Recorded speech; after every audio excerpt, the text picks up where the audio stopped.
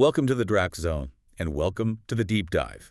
Our mission, like always, is pretty straightforward. You give us the source material, we dig in, and pull out the absolute key insights, so you walk away knowing exactly what went down and why it matters.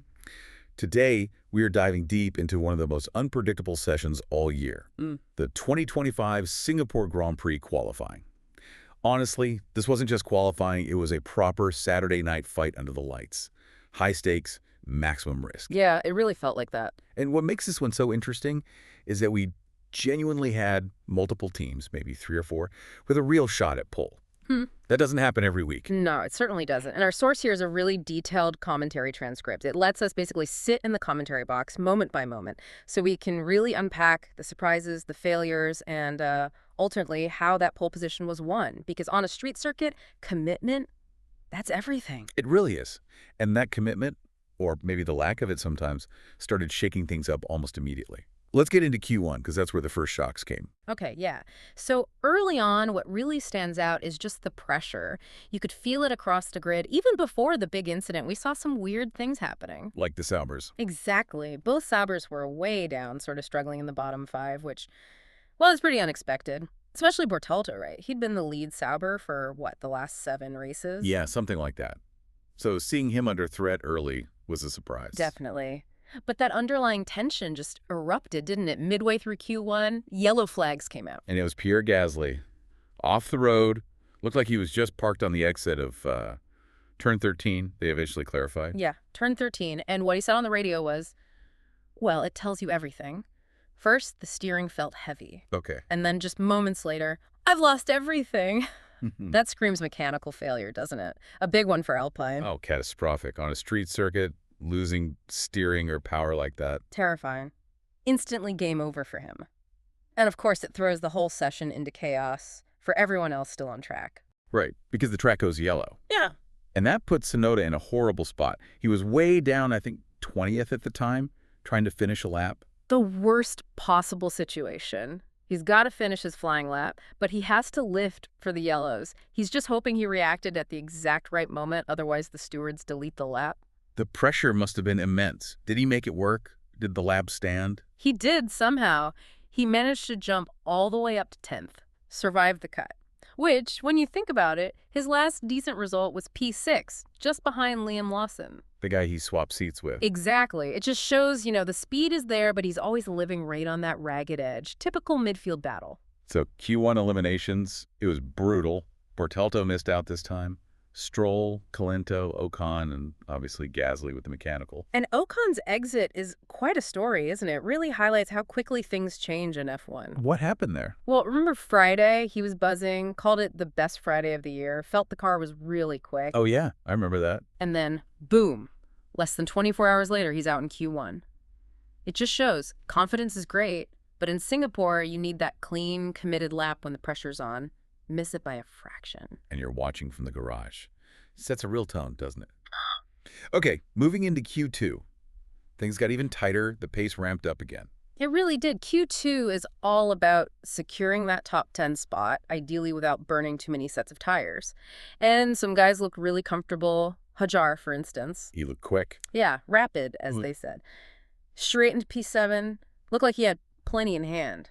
Consistent. But the real story maybe was Oliver Bearman. We have to talk about him. Ah, Bearman. Yeah, statistically, he's had such a tough time in qualifying this year. Just the worst on the grid, based on the number. Well, he started in the top 10 once all season. Once. You have to go all the way back to Japan to find that. So he's desperate to change that narrative. You put in a big effort lap, right? Right. But what's the underlying issue there? Is it just not having the ultimate pace, or is he trying too hard maybe because of that record? Yeah. It could be a bit of both. It becomes a cycle, doesn't it? The pressure builds. He's actually made Q3 twice before, but then got penalties like at Silverstone. Right.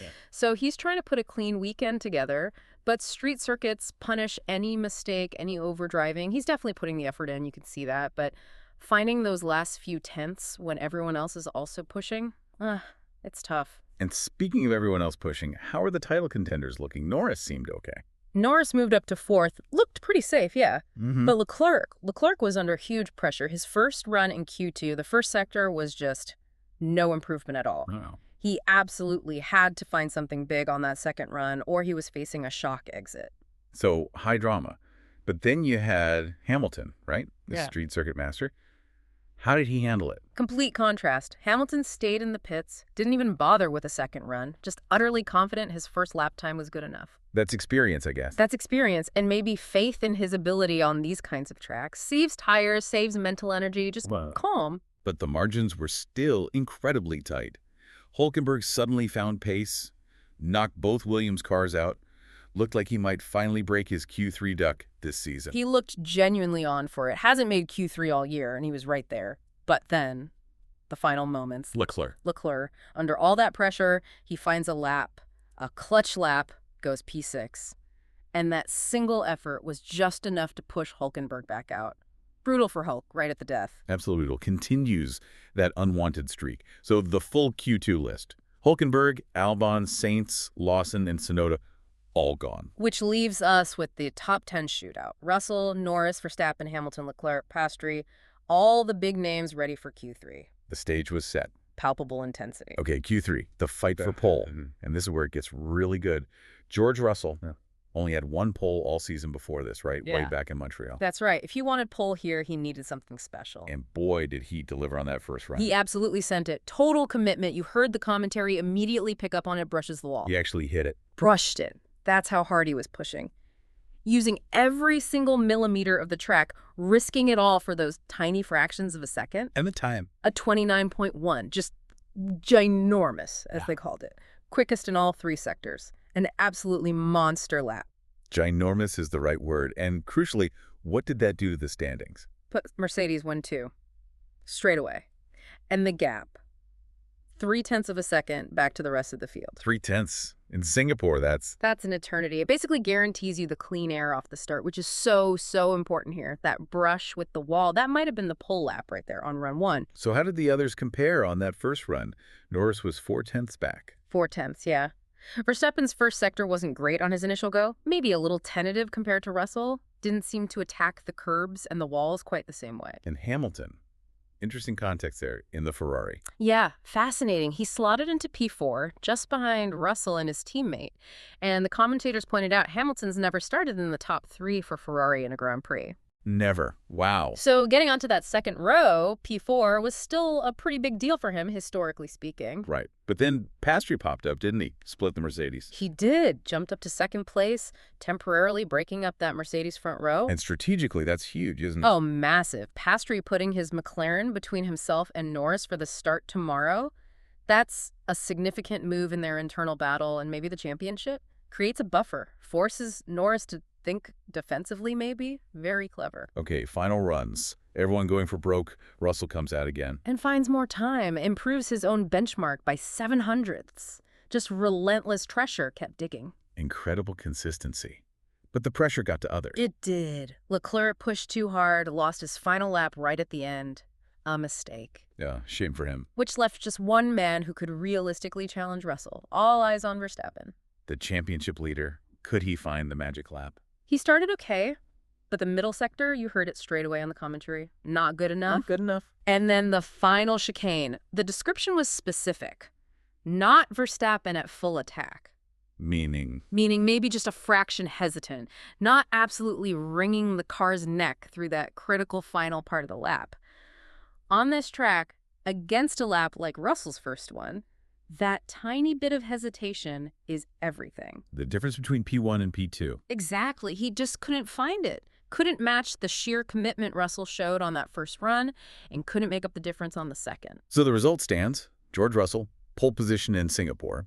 First time ever for him here. 7th career pole, 2nd of this season. He was absolutely the man to beat today. Nailed it when it mattered. Incredible performance. And again, just to underline the strategy, Piastri holding on to P2, keeping that McLaren between himself and Norris. Yeah. That is still a big result looking ahead to the race. Okay, so let's wrap this up. What does this all mean for you, the listener, thinking about the race? Well, the immediate takeaway is Russell just laid down a marker on run 1, took that huge risk, brushed the wall, got the time. And then backed it up on run 2. That sheer commitment we talked about, literally using the wall, that was the tiny margin needed to beat someone like Verstappen today. So Russell starts on pole, but Verstappen's right there, alongside him on the front row, Yeah. still very much in the fight for the win tomorrow. Oh, absolutely. He still has a massive shot at victory, but he needs to find that extra level of aggression, that full commitment maybe, that Russell showed today. It really highlights the razor's edge of Singapore, doesn't it? Right. You've got Gasly, whose race is basically over before qualifying finishes due to a mechanical failure, Total survival mode failure. versus Russell, who's literally using the concrete barriers to find hundredths of a second. It leaves us with a final thought for you to chew on before the lights go out tomorrow. Yeah, how much does that raw measured lap time actually matter compared to just surviving here? Is getting through the chaos the real win on a track like Singapore? Or is that absolute maximum wall-brushing commitment the only way you can actually reach the top step? Something to think about. Indeed. Well, thank you for joining us on this deep dive in the draw zone. We hope breaking down the qualifying session like this helps you appreciate the race even more. If you found this useful, definitely hit that like button, and please subscribe to the Draw Zone for more insights like this. We'll see you next time.